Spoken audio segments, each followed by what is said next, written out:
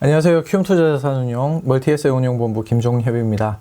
이번 디지털 포럼의 두 번째 섹션인 금융투자시장에서는 ETF 시장의 변화와 좋은 ETF를 찾는 방법에 대해 말씀드리는 시간을 가져보겠습니다. 이제 첫 번째죠. ETF 시장의 현황과 변화입니다. 첫 번째로는 ETF 시장의 현황부터 살펴보도록 하겠습니다. 그 중에서도 지금 전 세계에서 가장 뜨거운 미국 ETF 시장 현황을 먼저 보시겠습니다. 2020년 말 기준으로 미국의 ETF 잔고는 총 5조 4,490억 달러, 우리나라 돈으로 6천조 원가량입니다. 4년 전에 비해 2배, 9년 전에 비해 4배로 엄청난 속도로 크는 중이죠. 지난 10년간 미국 시장이 좋았던 점과 다양한 상품에 대한 수요, 또 이런 수요를 만족시켜줄 수 있는 제도와 자금이 받쳐주는 영향으로 고속 성장할 수 있었다고 생각합니다. 그리고 지금까지는 대표지수형 ETF가 시장을 이끌어왔지만 최근에는 테마지수형이나 액티브형이 새롭게 등장하면서 그 속도를 더욱 가속화시키고 있습니다. 이런 추세로 간다면 언젠가 미국에서는 공모펀드가 유명무실해지고 ETF가 주요 투자 상품이 될 것이라는 전망도 나옵니다. 실제로 미국의 디멘셔널이라는 운용사의 대표 공모펀드들이 액티브 ETF로 바꿔서 이제 상장을 했고요. 국내 시장도 원래 상당히 뜨거웠습니다. 보시면 국내 ETF 잔고는 지난 11월 말 기준으로 이제 70조 원 가량 되고요. 미국과 같이 4년 전에 비해 2배, 9년 전에 비해 4배가 됐습니다. 그러나 우리나라 시장은 미국과는 성격이 좀 달랐는데요. 리테일 시장이 본격적으로 열린 것이 작년 팬데믹 이후고 그전에는 대표지수형 위주로 기관이 주도하는 시장이었습니다. 그래서 계열 보험사나 은행 등 캡티브 시장에 있는 브랜드의 ETF 운용사가 압도적으로 유리한 상황에서 운용자산을 불려나가고 있었죠. 그리고 은행 신탁을 통한 WM 영업이나 아주 일부의 금융에 익숙하신 분들이 퇴직연금의 ETF를 편입하는 수준이었고요. 개인 투자자들이 많이 진입해서 유동성이 풍부한 일부 레버리지 ETF가 그나마 리테일형 상품이었다고 할 수 있는 정도였습니다. 그런데 작년부터 시장에 근본적인 변화가 생겼습니다. ETF 순자산 기준으로 보면 작년에 증가한 게 없어 보이지만 질적으로 큰 변화가 있었죠. 바로 개인 투자자들이 본격적으로 ETF 시장에 진입한 것입니다. 이제는 퇴직연금부터 일반 주식 계좌까지 ETF가 없는 계좌가 드물고 ETF를 마치 개별 종목처럼 거래하시는 분들도 계십니다. 2021년 11월까지 국내 ETF 증가 상위 10개 종목을 한번 보시면 작년 하반기부터 올해까지 계속해서 타이거가 이끌어왔습니다. 작년 BBIG를 시작으로 올해는 차이나 전기차 솔렉티브가 이끌었네요. 그리고 5위까지가 전부 미국 대표 지수나 상위 종목 혹은 필라델피아 반도체 지수에 투자한 ETF들입니다. 그러면 한국 투자자들이 원래 직접 투자한 미국 상장 ETF 10종목도 보시겠습니다. 인베스코의 QQQ가 1위, 그 다음에 나스닥의 3배 레버리지가 2위네요. 다음으로 S&P 500이 나오다가 글로벌엑스의 리튬 배터리가 5위군요. 같은 종목이 한국에 상장되어 있죠. 그리고 반도체 지수와 반도체 지수 3배짜리가 있고요. 연초에는 아주 상위권에 있었던 아크 이노베이션 ETF는 순위가 좀 밀렸군요. 그리고 놀랍게도 국내에서는 제도적으로도 그렇지만 수요도 실제로 거의 없는 것으로 보이는 글로벌엑스의 나스닥 100 커버드 콜 ETF도 직구를 하셨습니다. 이렇게 이제 팬데믹 이후로 개인 투자자들이 ETF 시장으로 몰려들면서 주로 기술주와 관련된 것을 많이 사신 것 같습니다. 그런데 2020년 후반쯤 아마 글로벌 시장에 화두가 됐던 패시브 버블이라는 말 기억하시나요? ETF로 자금이 몰리면서 ETF에 많이 편입된 종목들이 펀더멘탈과 관계없이 주가가 계속해서 오르는 현상이 패시브 버블입니다. 아크 이노베이션으로 자금이 몰리면서 이 펀드에서 절대적인 비중을 차지하고 있는 테슬라가 많이 올랐고요. 우리나라뿐만 아니라 전 세계적으로 미국의 나스닥이나 S&P 500 지수형 ETF를 샀고 또 더불어서 2배나 3배짜리 레버리지 ETF도 샀습니다. ETF의 특성상 여러분들이 ETF를 사면 ETF를 운용하는 저희 같은 운용사는 그 ETF에 포함되어 있는 기초자산을 사게 되죠. 우리나라 투자자들이 인베스코 QQQ를 1조 5천억 원을 샀으면 인베스코는 나스닥을 1조 5천억 원어치를 사야 합니다. 그런데 나스닥뿐만이 아니죠. S&P 500도 있고 레버리지도 있고요. 프로셰어스 울트라 프로 QQQ를 1조 원어치를 사면 프로셰어스는 합성이든 파생이든 기초자산을 3조 원을 채워요. 그러면 실제로 나스닥을 3조 원 사는 것과 유사한 자금의 움직임이 나타납니다. 그리고 선물로 3조 원을 채우는 경우에는 선물과 현물의 괴리를 끌어올리기 때문에 매수 차익이 생기고요. 더 많은 자금이 나스닥으로 들어오도록 유도할 수 있습니다. 우리나라에서도 이 정도 샀는데 전 세계적으로 얼마나 많이 샀을까요? 그래서 나스닥과 S&P 500에서 높은 비중을 차지하고 있는 빅테크주들이 계속 이제 올라가게 됩니다. 작년에 테슬라의 거품 논란이나 지금 메타나 뭐 엔비디아 같은 거의 거품 논란은 만일 액티브 펀드의 전성시대였으면 어쩌면 없었을 수도 있습니다. 액티브 펀드의 운용자들은 나름대로 전문가들이고요. 이들의 자금 배분은 어느 정도 정량적인 밸류에이션 하에서 일어나기 때문인데요. 근데 지금 자금 이동은 국경이나 거래 시간과 무관하게 거의 빛의 속도로 일어나고 있기 때문에 예전과는 다른 현상이 일어나고 있습니다. 일반적으로 오르지 못할 것이라고 예상한 시점에서 오르고 또 빠지지 않을 것이라고 생각한 시점에서 빠져버려요. 이런 예외적인 현상들은 거의 ETF의 자금 플로우와 일치하고 있습니다. 우리가 기억을 되짚어서 생각해보면 2013년부터 분기 말마다 외국인들이 한국 주식 줄인다고 막 팔아대서 한동안 우리 시장이 힘들었던 거 아마 기억이 있으실 겁니다. MSCI 이머징 지수에 중국이 편입되면서 그만큼 한국의 비중이 단계적으로 줄어들었고요. 이 벤치마크를 따르는 ETF와 인덱스 펀드, 그리고 이걸 BM으로 삼는 액티브 펀드에서 우리 시장 대형주 매도가 나오면서 한참 지수가 힘들었습니다. 지금은 이 반대 현상인 거죠. 근데 만일 여러분들이 많이 산 ETF에서 자금이 빠져나가면 어떻게 될까요? 우리 이제 주식 차트를 크게 놓고 보면 우상향하는 그림이 나옵니다. 근데 가끔 이렇게 아래로 무섭게 빠질 때가 있습니다. 단기간 충격에 의해 자금이 빠져나갈 때 과연 ETF에서도 매도가 나온다면, 특히 레버리지 ETF의 잔고가 급격히 줄어드는 경우에 시장에 과매도가 나타날 수 있습니다. 선물을 급격히 매도하면서 매도 차익 거래가 또다시 매도를 일으키고요. 이렇게 많은 자금이 한꺼번에 빠져나갈 수 있는 거죠. 쏠림 현상이 심할 때 우리는 이제 이런 부분을 걱정을 합니다. 최근 쏠림에 대한 신뢰가 하나 있었는데요. 우리나라 거래소는 같은 기초자산이나 유사한 테마를 가지는 종목의 경우에는 같은 날 동시 상장시키는 경우가 많기 때문에 메타버스 4종목이 10월 중순 같은 날 한꺼번에 상장했습니다. 저도 2021년 2분기에 메타버스와 관련된 종목으로 지수를 개발하다가 이게 미디어 엔터테인먼트 종목이랑 미디어 엔터 종목 업종이 메타버스에 진정한 수혜를 입을 종목인가 싶어서 고민을 하다가 뭐 좀 포기를 했는데요. 근데 10월에 4종목이 상장된 후 순식간에 1조가 넘는 자금이 쏠렸습니다. 그 당시 지수도 이제 3,000에 안착하지를 못해서 시기가 잘 맞아 떨어졌다고 보는데요.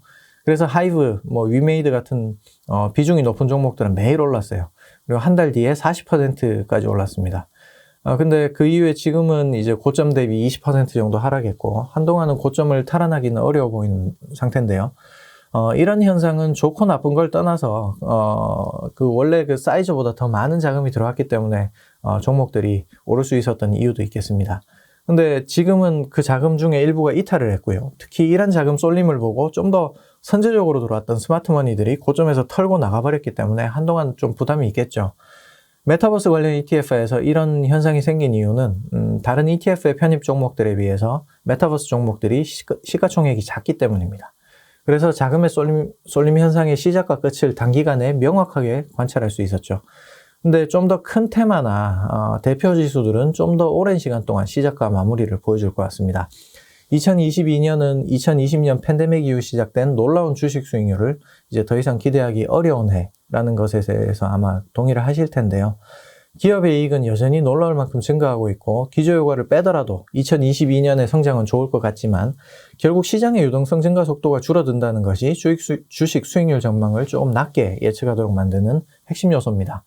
그렇다고 폭락을 하거나 혹은 연말까지 마이너스 수익률을 기록할 거나 그럴 것 같진 않아요. 근데 다만 조정받는 횟수가 늘어나면서 버텨야 되는 기간이 좀 더 길어진 것 같기 때문에 지금은 수익률 욕심을 조금만 내려놓고 장기적으로 균형 잡힌 포트폴리오를 가지고 있어야 편안하게 자산을 좀 키우실 수 있을 것 같습니다.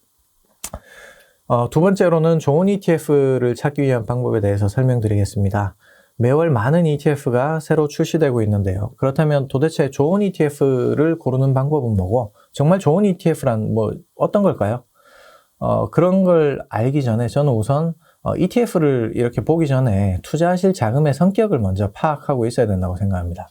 채권의 듀레이션이라는 개념이 있는데요. 듀레이션이란 채권을 투자한 다음에 원금을 회수하는 기간을 의미합니다. 그래서 듀레이션이 길면 금리에 대한 민감도가 높고 짧으면 민감도가 낮아요. 긴 듀레이션은 높은 변동성이 예상되는 자산에 충분히 오랜 기간 투자할 수 있지만 짧은 듀레이션은 절대적으로 변동성이 낮은 자산에 투자해야 됩니다. 이게 좀 쉽게 설명하면 전세 보증금처럼 만기가 짧아요. 이런 것들은 짧은 듀레이션이기 때문에 주식 같은 자산에 들어가면 안 됩니다. 듀레이션이 다르죠. 방금 말씀드린 이 듀레이션은 자산의 변동성이라는 것하고도 연결이 되는데요. 표준 편차라고 생각하시면 됩니다. 매일 주가가 변하는데 이 변동폭의 평균하고 얼마나 떨어져 있는가. 쉽게 이야기하면 얼마나 비틀거리면서 걸어가는가라고 생각하시면 되겠습니다. 비틀거리는 건 반드시 떨어지는 것만 얘기하는 게 아니라 올라가는 것도 포함됩니다. 이렇게 가격 움직임을 보고도 그 상품의 변동성을 추정하실 수가 있고요. 이런 자금의 성격을 통해서 어느 정도의 변동성에 투자해야 되는지 파악하셨다면 그 변동성에 따라 상품을 골라야 되겠죠. 가장 극단적으로 큰 변동성에 투자해도 되는 자금이다. 절대 수익을 원한다. 이런 투자자시라면 가장 거래가 많은 파생형 레버리지 ETF에 투자하셔도 되겠습니다. 참고로 절대 수익이란 시장 상황과 관계없이 언제나 플러스 수익률을 추구하는 것을 이야기합니다. 이런 경우에 복잡할 필요가 없이 내가 방향을 잘 아는 지수에서 거래량이 많은 레버리지와 인버스 상품을 고르시면 됩니다. 근데 왜 거래가 많아야 될까요? 이 부분은 개인 투자자 여러분들께서 가장 잘 아시면서도 또 잘 모르는 분야일 것 같은데요. ETF는 일반 투자자가 편하게 거래할 수 있도록 유동성 공급자를 두고 있습니다. LP죠. 코덱스 레버리지도 또 저희 코세프 200 선물 레버리지도 모두 유동성 공급자가 매수매도 호가를 제공하고 있고요. 이 두 호가의 차이는 0.1% 정도 미세한 차이입니다. 그러면 주식과 같이 0.1% 내외의 스프레드로 거래하실 수가 있죠. 근데 거래가 많아지면 이 사이에 일반 투자자들이 호가를 대게 돼서 더 촘촘해집니다. 그래서 NAV, 그러니까 이 ETF의 실제 가치보다 더 싸게 사서 비싸게 팔 수 있는 경우도 가끔 생기긴 하는데 제가 볼 때는 잘 그런 일 없어요. 사람들이 보통 비슷한 생각을 하기 때문에 여러분들께서 사고 싶을 때는 매수세가 딴 사람들도 다 들어오기 때문에 결국 LP의 매도 호가 물량을 사게 되고요. 또 팔 때는 매도세가 몰려들기 때문에 결국 LP의 매수 호가에다가 팔게 됩니다. 그리고 이 주식형 ETF의 경우에는 0.3% 내외, 그리고 해외 주식형의 경우는 그 이상의 LP 효과 스프레드가 벌어지게 됩니다. 그래서 높은 변동성의 ETF를 거래할 때는 이렇게 거래가 어느 정도 돼서 LP 효과 외에 호가가 그래도 어느 정도 제시되는 ETF가 아무래도 여러분들이 마음이 심적으로 좀 편합니다.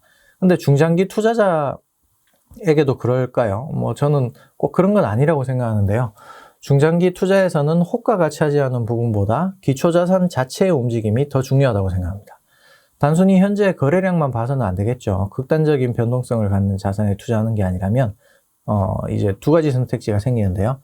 대표 지수에 투자할 것인가, 테마에 투자할 것인가, 그리고 테마라면 어떤 테마에 투자할 것인지도 결정을 하셔야겠습니다. 참고로 말씀드리면 우리나라 ETF는 장명 원칙상 추종하는 벤치마크 지수의 이름을 따르도록 되어 있습니다. 그래서 ETF 종목 창에 투자를 원하시는 분야를 치면 이제 다양한 ETF가 나열이 됩니다. 그러면 이제 그 ETF들의 가격 추이를 보고 변동성을 추정하시고 기초 지수에 대해 좀 공부를 하시면 되는데요. 이제 여기는 좀 상대 수익률의 개념이 들어가야 돼요. 왜냐하면 장기적으로 투자를 하시려면 절대 수익을 계속 내긴 힘들거든요. 그래서 우리가 돈을 번다는 거의 개념을 알아야 되는데 투자는 돈을 벌려고 하는 거죠. 근데 돈을 버는 게 뭐냐? 수익률이 플러스가 나면 돈을 버는 거냐? 아닙니다. 그보다 더 중요한 게 상대 수익률인데요. 즉 내가 옆집 아저씨보다 더 벌었는가 혹은 덜 까먹었는가 입니다. 세계인, 그러니까 글로벌하고 비교를 하면 우리나라는 우리가 이제 MSCI 올 컨트리 지수보다 좋은 수익률을 내면 돈을 번 거고, 또 한국 시장 안에서만 본다면 코스피 90% 그리고 코스닥 10% 정도의 가중평균 수익률보다 좋으면 돈을 번게 됩니다. 그래서 저는 적어도 장기 포트폴리오의 절반 정도는 대표 지수를 가지고 있어야 된다고 생각을 합니다. 그러면 대표 지수로 구성하는 포트폴리오를 짤 때는 생각하시는 기간 동안 이제 다른 나라보다 좋을 것 같은 나라를 찾아야겠죠. 현재 상황을 고려를 해보면 미국의 테이퍼링과 금리 인상이 이제 지속이 되는 구간일 것으로 보이고요. 성장률도 양호하고 기업이익 성장도 양호할 것으로 보입니다. 그러면 주식시장은 기본적으로 오르긴 오를 것 같은데 미국의 유동성 공급이 줄면 신흥국의 환율은 보통 힘들어지죠. 이럴 때는 국가 배분에서 이제 미국하고 유럽 같은 선진국 비중이 높아야 되고요. 신흥국의 비중은 낮게 혹은 없게 가져가야 될 것입니다. 2021년의 특징은 연초에 신흥국의 강세였어요. 인도, 베트남, 인도네시아 ETF에도 자금 유입이 있었고 저희 코세프 ETF 중에서도 신흥국 관련 ETF가 많이 성장했었습니다. 근데 2022년은 오히려 선진국이 강세를 보일 것으로 보이고요. 그 중에서도 특히 유럽이 이제 기저효과도 있고 경제 재개로 인한 성장주에서 가치주로의 시프트, SOL을 가장 많이 입을 것 같고요. 미국 대표 지수는 이미 많이들 가지고 계실 걸로 알기 때문에 추가적으로 유럽 쪽을 담는 게 좋을 것 같습니다. 대표적으로 이제 스톡스 50에 투자하는 ETF도 있겠고요. 그동안 공급망 병목 현상으로 한동안 좀 못 올랐고 벤츠, BMW, 아우디처럼 실적이 좋아도 못 올랐던 자동차주가 많은 독일 등의 나라를 투자하는 것도 하나의 선택이 될 것입니다. 우리나라도 바이오나 인터넷 같은 업종보다는 반도체나 자동차 같은 업종으로 투자하는 게 나아 보입니다. 그러면 코스피 200 지수에 투자하는 ETF나 섹터 ETF에 투자하시면 될 것 같고요. 코스피 200 지수가 기초지수인 ETF는 많습니다. 이럴 때 어느 정도 장기 투자를 하시는 분이라면 호가보다 오히려 보수를 보셔야 될 것 같고요. 대표 지수로 어느 정도 이제 포트폴리오를 구성했다. 그러면 이제 공격적인 종목을 찾아야겠죠. 여기서도 투자 기간이 중요한데요. 지금 자금의 성격과는 반대로 이제 생각을 하셔야 됩니다. 단기에 큰 성과를 얻고 싶다면 좁은 테마에 집중하는 ETF로, 장기 투자를 원한다면 좀 더 넓은 테마에 투자하는 ETF에 투자하는 거죠. 그래서 대표적인 밈 ETF, 이게 좁은 거죠. 이건 말씀드린 메타버스 ETF가 있고요. 이런 ETF는 현재 수급의 특성상 돈이 몰릴 가능성이 높고 단기에 고수익을 얻을 가능성이 있습니다. 다만 시장 상황에 따라서 유연하게 대처해야 하고 또 유동성이 필수입니다. 또한 메가 트렌드에 투자하는 ETF를 보면 요새 이제 흔히 이 전기차 관련된 ETF가 많이 보입니다. 이런 운송수단 변화 전반을 아우르면서 장기적으로 투자하는 종목이 이제 코세프, 릭소글로벌, 퓨처모빌리티, MSCI고요. 이런 변화의 일부분에 집중해서 투자하는 것들이 이제 글로벌 자율주행엔 전기차, 아니면 뭐 글로벌 리튬엔 2차전지 이런 것들이 있습니다. 이런 식으로 투자 기간에 따라 테마의 폭을 참고하는 것이 도움이 될 것 같고요. 근데 이제 사실 이런 메가 트렌드는 호흡을 길게 가져가는 게 좋다고 보고 테마의 폭이 좀 넓다면 시장 상황에 따라 장기적으로 비중을 모아가는 것이 더 유리하다고 생각합니다. 결론적으로 이제 다양하게 테마의 폭을 넓혔다 좁혔다 할 수 있는 스펙트럼을 가진 종목으로 찾는 것이 좋을 것 같다는 말씀을 드리겠습니다. 과거에는 이제 위탁 계좌에서 ETF를 많이 거래하셨지만 이제는 절세 측면에서 유리한 IRP, ISA, 연금저축계좌에서도 ETF 거래를 많이 하고 계십니다.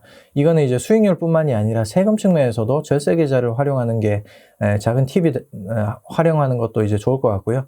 중장기적으로 포트폴리오를 짜서 투자하시고 너무 지엽적인 테마로 단기간 고수익을 추구하는 것보다 긴 안목으로 메가 트렌드에 편승해서 간다면 높이 넣는 새처럼 멀리 가실 수 있을 것이라고 말씀드리면서 이번 섹션을 마치겠습니다. 감사합니다.